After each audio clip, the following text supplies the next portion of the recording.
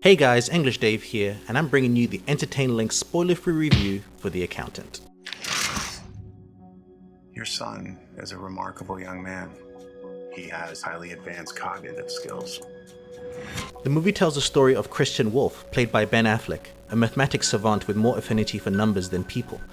Using a small-town CPA office as a cover, he makes his living as a freelance accountant for dangerous criminal organizations. With the Treasury agent played by J.K. Simmons hot on his heels, Christian takes on a state-of-the-art robotics company as a legitimate client. As Wolf gets closer to the truth about a discrepancy that involves millions of dollars, he has to clear his name as the body count starts to rise. Going into this film, I had some slight apprehensions. I wasn't sure what to expect, and I usually prefer Ben in films that he directed as opposed to just starring in them.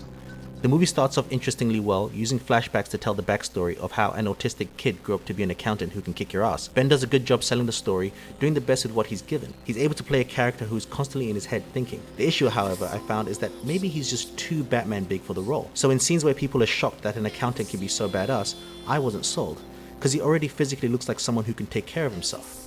No offense to Ben, but I would have preferred that he either lost the weight or they instead chose an actor with a more unassuming presence. J.K. Simmons, Anna Kendrick, John Lithgow, and John Bernthal play their characters as you'd expect.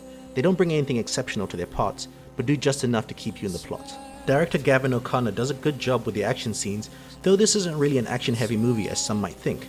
However, the script gets kinda lazy and spends too much time trying to focus on secondary characters and subplots to try and play it like a smart thriller, but it only serves at making the movie feel bloated. And because it tries to play the line between action film and smart thriller, it gets you as the audience to think. Unfortunately, in doing so, it also highlights the many leaps in logic the film takes. You leave the film thinking, wait, how did that character have that info, and why did that happen? Which is unfortunate because the core idea has a lot of promise. What we end up with is a serviceable film that tries too much and ultimately never quite measures up to the sum of its parts. You won't hate watching it, but a few months from now, you probably forget about it. If you're interested, I'd say wait till it's available on streaming services.